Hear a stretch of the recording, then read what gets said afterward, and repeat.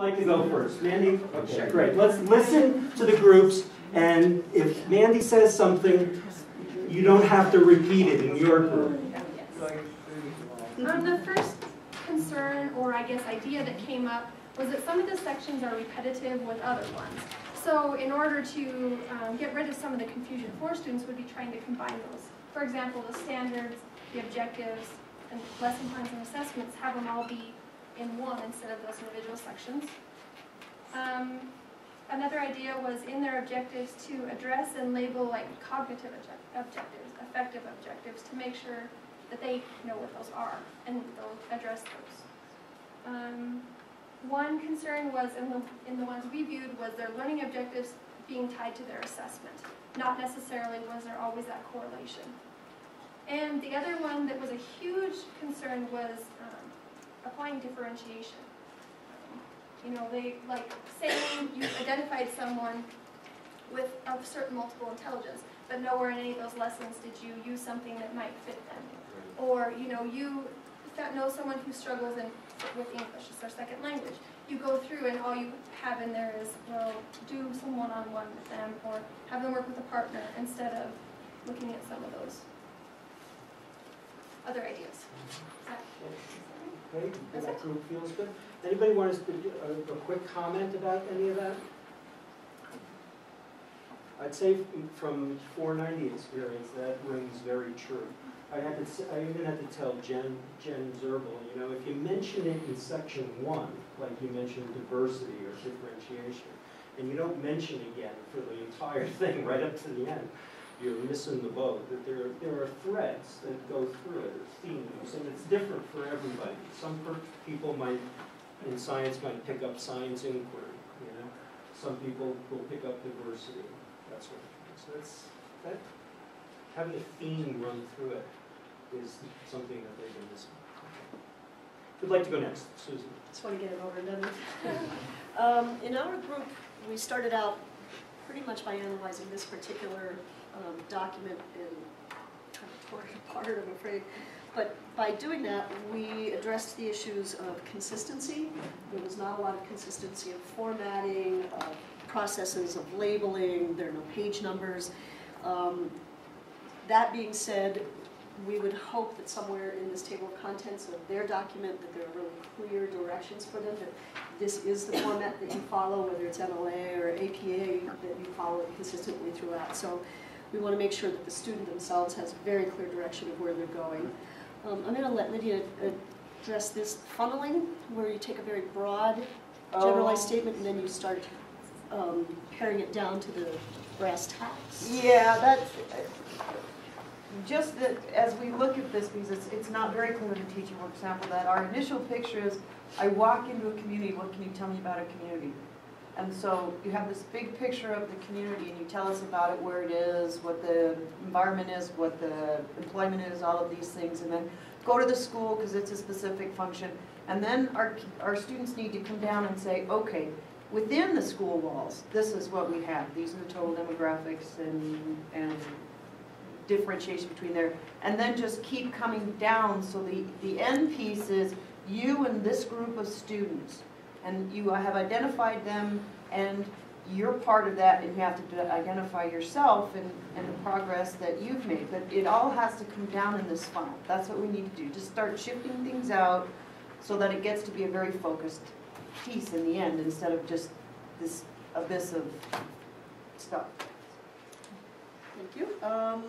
Also, one of the things that we discussed is that if, as the student, you think nobody is going to ever see this again except your supervisor, you're just going to meet the needs of your supervisor, basically.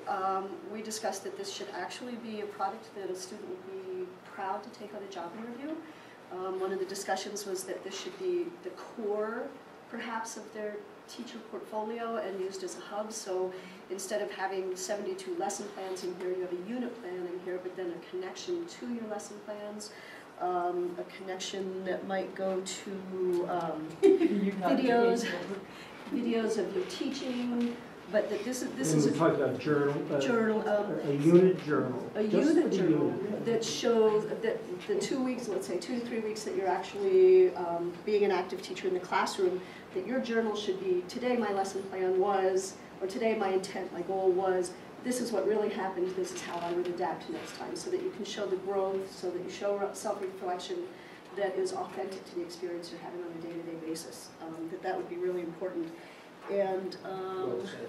pardon? Well said. And it was pointed out that this is extremely heavy with lesson plans, and that you just kind of glaze over, you know, so make it a unit plan, don't make this as heavy as it is. And I think those were basic keys. Anything members want to add? Just that this particular one, all of the lessons came from the Utah Education Network, and there is no note. Copy direct. It's noted as a resource, It failed. but we just copied them, pasted them in, put our name on them, and off we went. It's plagiarized. It's plagiarism. So that would be a no-no. And they check on the computer. They literally word for word. Well, I would like to go next because I have something to touch on that as well. That was one of the main, I only have a couple of quick things to say, but one of the main things was this should not just be a cut and paste of me fulfilling the criteria. Like, I know this person can follow the instructions. Well, not that one. That's the good one. This one is a very beautiful document, but they literally just fulfill all the requirements of the instructions. And it didn't demonstrate, you know, instead of just saying the students will be able to X, Y, Z, how are you going to teach them that? Show it. Draw some diagrams or give some examples or illustrations of how you're going to teach them that concept. Because it's really easy to just cut and paste a lesson plan with the objectives in it, but you can't demonstrate in this product how you're going to teach that. So that was the main critique. Yes, they can follow instructions, but does that really mean that they can teach that concept? And he made that choice. He was in 490, and he had the choice of branching out and stuff, but he really just wanted to follow directions. Well, and that's the hard part too, is what are we really expecting from this document? Because I'm a follow the instructions kind of person. So I would follow it step by step and do exactly what it says, and that's what I would turn in, because that's what the instructions say. So here's where, and then of course it's the reader, you're at the mercy of the reader as well. Does the reader want to see that you can follow instructions, or do they want to see your thinking process of how you got there? So that was the critique of the two. What's that? 5 minutes left. Oh, okay. Well, I'll be done. Thank you. Those good comments. Our group found a few issues, some of which have been stated. I'll echo those. The lesson plans. We probably don't need 11 lesson plans to understand if a student can plan effectively in a unit plan.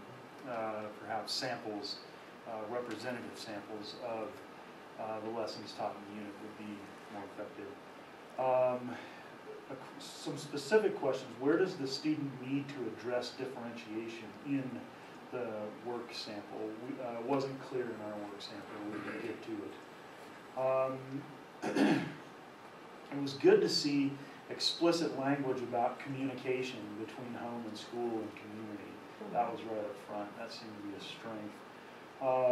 And there is also the strength of the comment was, I like the opportunity to align, and I lost the train of thought from there. Was it align? It was the learning outcomes and the assessment. Oh, okay, the assessment and learning outcomes and the standards, I think, as well.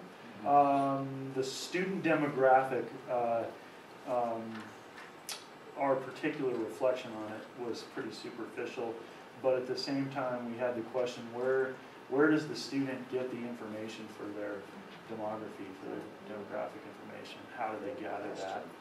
Is there any kind of standardized direction to the institution, or are we bound by individual institutions as far as the level of understanding the student teacher has about each student in the class? For example, would that student teacher be privileged to IEPs?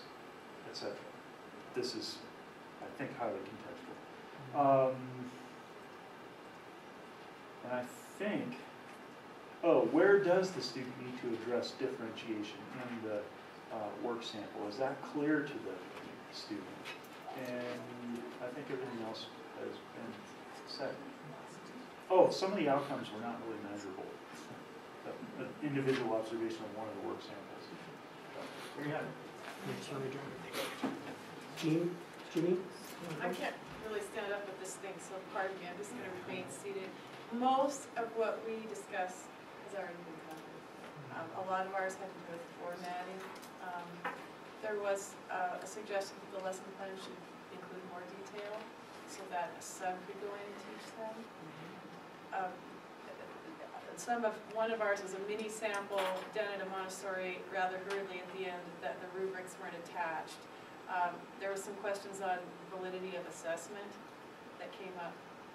And as I looked at the rubric, that's really not in there very clearly. Right. And students need to understand that. So for example, there is this emphasis on measuring learning outcomes at the state and national level and all this stuff. But frankly, these kids are not assessment experts. There's really no indication that their assessments are valid. I mean, some of them don't, I mean, it's questionable that they were able to make a valid pre and post test. And how would you do that? So it's something, all this was going to filter back into the program. This is why, assessment systems and standards work. But that bugs me about these are the scores. This poor kid, Eric Strid, was he one of yours? Eric Strid? No, it was Mary Beth's. His scores went down on every single item on the pre and post. Scores went down on every single item. Poor kid.